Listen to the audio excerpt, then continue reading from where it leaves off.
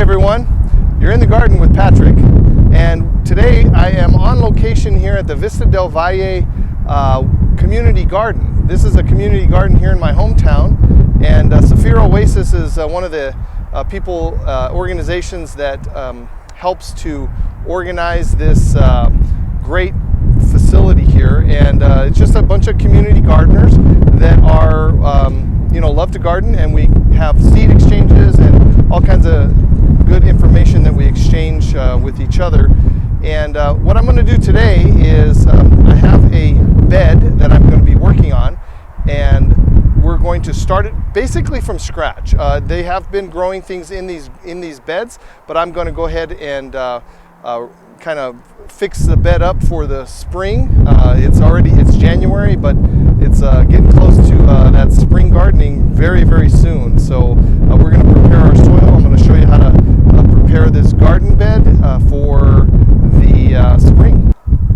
Raised beds are one of the most effective ways and easiest to grow vegetables. Today I'm going to show you how easy it is to amend a bed that you've already made. I'm going to give you some tips on how you can just make your own real simple raised gardening organic bed for vegetable gardening. So to make a raised garden bed, you really don't need a whole lot of materials. This is a 2x6 piece of wood, and this is actually two of them on top of each other. This one's a little old and rickety, probably could use some upgrading, but it's probably been here for many years. And again, it's still standing. So you can have an elaborate system, or you can just put a couple of boards together, whatever you have. And what we're doing here, this bed is a 2 foot by about 20 feet. And it obviously, as you see in the middle here, has some water associated with it. So again, I'm going to show you around the garden here, the community garden, and there's all kinds of different sizes of beds that they have here. So one of the things is when you're looking at a bed, you want to make sure that you're able to get on each side of the bed to work your not only your soil, but also your pick your fruits and stuff. So as you see here, this one is a really high raised bed, probably about 3.5, 4 foot high, and that's good for maybe if you have some back problems, or maybe if you're handicapped, you be able to still garden in this raised bed like this. So you can purchase some, you can make your own, however you want to do it. So, and again, you can see all the kind of different elaborate designs that we have. This one is kind of halfway in the middle. It's got 3 of these 2x6s, so you don't have to go down so far in your bending forward. Now, I would recommend, however, that you put a lot more soil in this one if you are doing this regarding, for if you have back problems or something like that. So let's go ahead, and I'm going to show you how we are going to start. This is again the soil. I don't know how old it is and what kind of fertilization it's been going through. So what we're going to do today is I'm going to show you how you can start this and try to make this as fertile as possible. All right, so what I'm going to do today is I'm going to show you a scaled down version of what I'm going to be doing throughout this whole entire 20-foot bed. So I'm going to remove the water source, and we're going to do a whole series on redoing the bubble system. But one of the things, again, there's a couple of different methods. What I'm going to choose to do today, because I want to show you how to start a bed from scratch. But you can also just, for example, in this particular case, I might, because there's not enough soil in here, and you can see here I've got it probably about maybe 4 to 6 inches of soil level, that I could just add soil to this. That's one method that you can do. That would be one of the first probably things that I would do. But what we're trying to do today is teach you how to maybe either amend your soil or build your own raised bed. So let's assume that we've already put together our little box, however big that could be. It could be 2x2, 2x4, 2x20, something like that. So what I'm going to do today is I'm going to just take this dirt, and I'm going to be removing as much of it as I can in this little spot here, okay? And why am I doing that? The main reason is to try to take as much of this soil out. I'm going to move it to another spot, and then that's going to also help to save a little money, so I'm not going to have to buy as much soil. So if you put materials into your raised bed, such as you're going to see here, leaves and those types of things, you're going to be able to supplement the soil. So again, when I look at this soil, I don't see anything that's spectacular. I don't see anything that's really bad.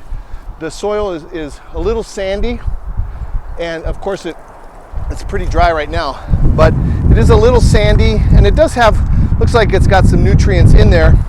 But again, we're going to start from scratch, show you how that works. So just for this little spot here, this is all we're going to do for the demonstration. But remember, I'm going to do this for the whole entire 20-foot bed. Now, first thing I want you to do is you're going to take, once you get, so again, if we're starting this bed from scratch, let's say that this is not dirt or soil, it might be the grass. So if you put some cardboard over that grass, that'll allow the grass to stop coming up, and the weeds and all that kind of thing. It acts as a barrier.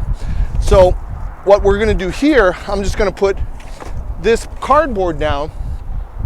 The cardboard will also break up over time, and then what will happen is that'll also feed your soil, add nutrients to the soil. All right, so now that we've laid down our cardboard, what we're going to do next is we're going to start adding some layers to build up the bed a little bit. And remember, looking at our depth of how much these roots will go, all of this is going to break down once we start planting in the spring. So it's January, and it'll take a little while for this stuff to break down. So that's why we're doing it this way.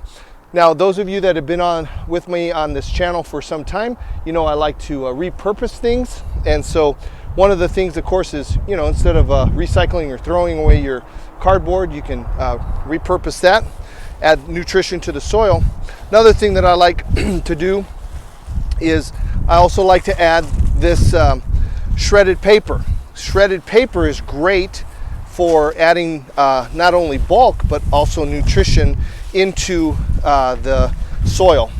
So if you haven't subscribed yet, please hit that subscribe button, and that way you'll see more videos like this. So what we're going to do here, we're just going to add a layer of that the shredded paper here, okay? And again, it's not a big science or anything like that. The other thing I'm going to use is leaves. Where's my leaves?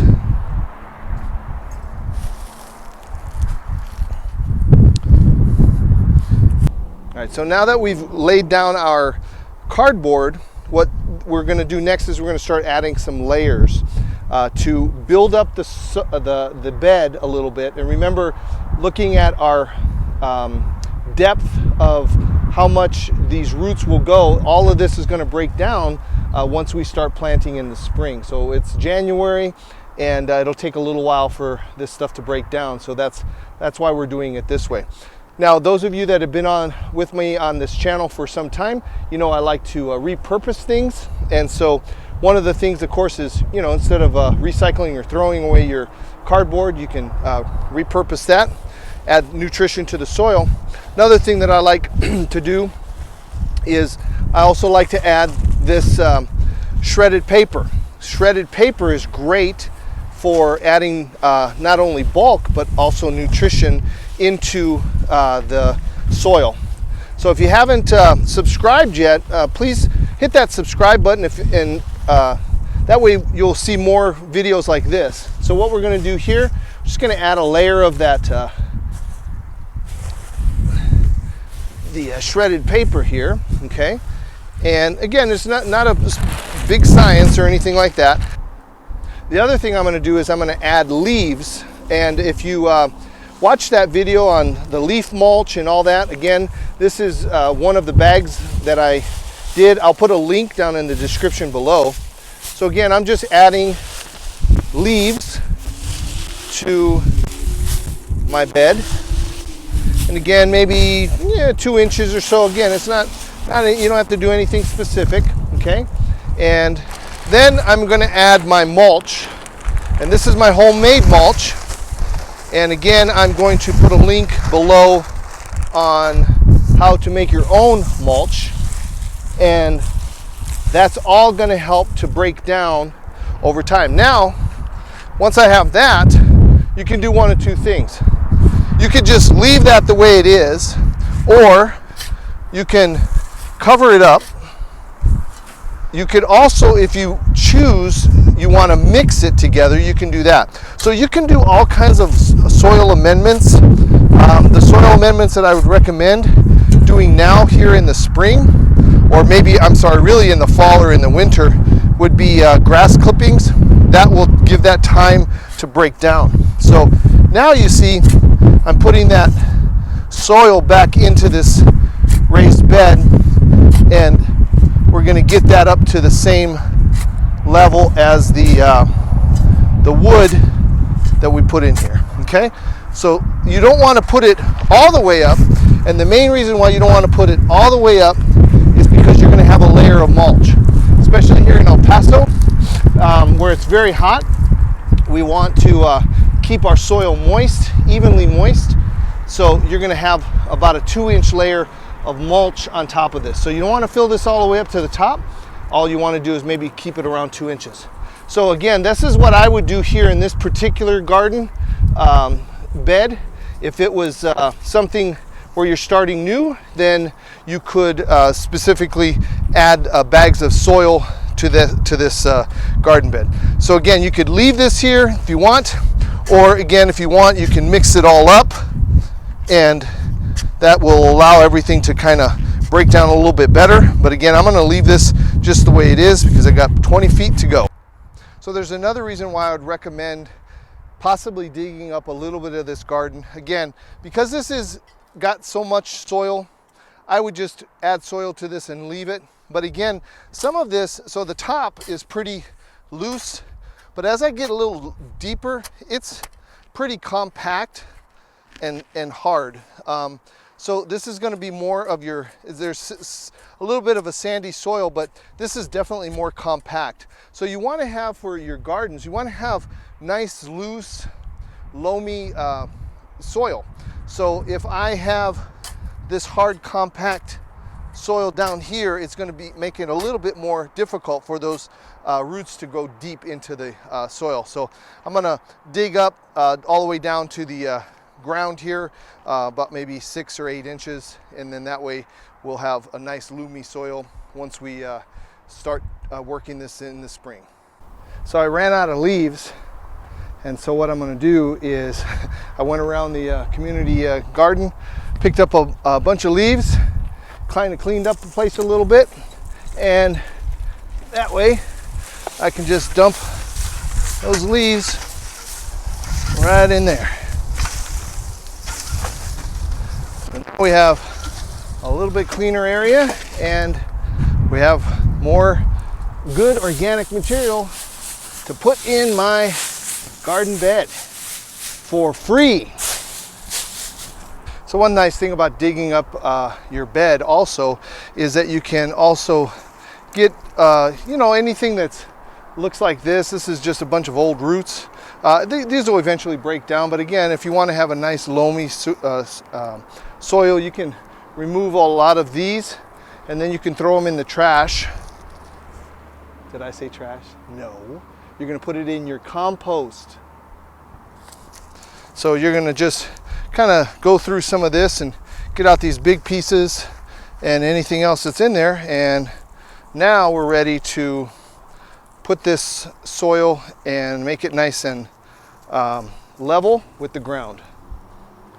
Okay, so we've completely refurbished our raised garden bed here at the community garden, and what we're going to do now, you want a couple of things. First, once you have already gotten your soil pretty well mixed and you're ready to go, Don't step on your garden bed. You want to have it nice and fluffy, and you don't want to have anything compact. That's the purpose of the raised beds. That's the first concept. Second thing is what do you need when you're really going to do something like this? I really don't need anything. You can just use simple things, simple tools like a shovel, a spade.